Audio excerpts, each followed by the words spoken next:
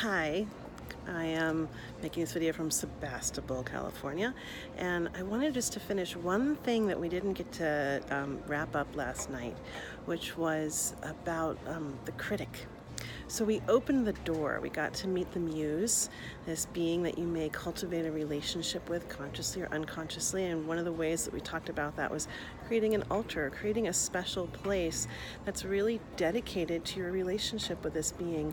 And you might want to create an altar with candles and flowers, and you might want to make offerings to the muse there, or it might be somewhere in your garden, or you might just want to go for a walk and listen and ask your muse, how do you want to be fed? How can I honor this relationship and really start to nourish you as you nourish me? And this kind of goes back into that great question that, I'm forgetting who, I think it was Amy who asked that question of what about audiences? Do audiences, do they take, as much as give? And this idea that I introduced from Stephen Jenkinson, which was feed the one that feeds you. He was speaking about that in terms of teachers and elders. Feed the ones that feed you. But also the same way with the muse. Feed this being of which we want so much that feeds us. And it's a great way to cultivate consciously this reciprocal relationship.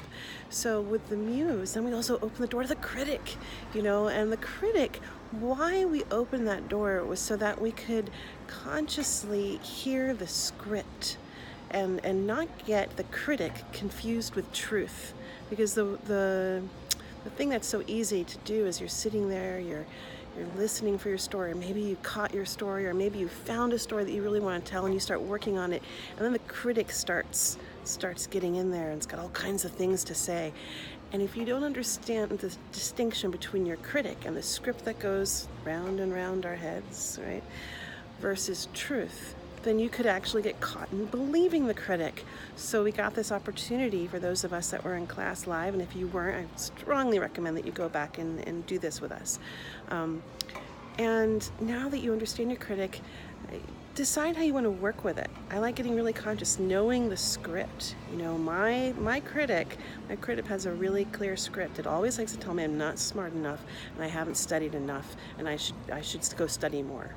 Okay, so when I look at this critic, I feel like, okay, you're a cog in my wheel, and we look at the shadow of it, this part that isn't true. Okay, and then we also seek that little nugget of wisdom that might be, So my critic is really is against my internal intuitive knowing, my relationship with a genius, right? So my critic is on the attack of that, and we really want to know.